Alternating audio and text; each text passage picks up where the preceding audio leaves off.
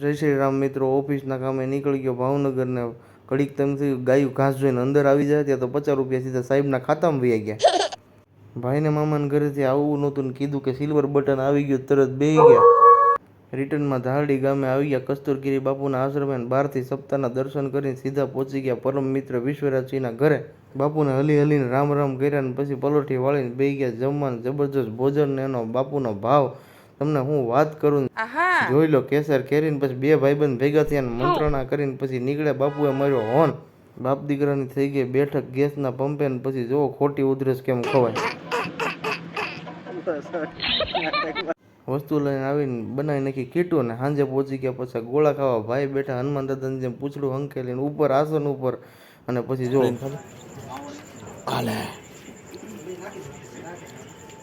હજી એકવાર ફરી મળીએ. જય શ્રી રામ.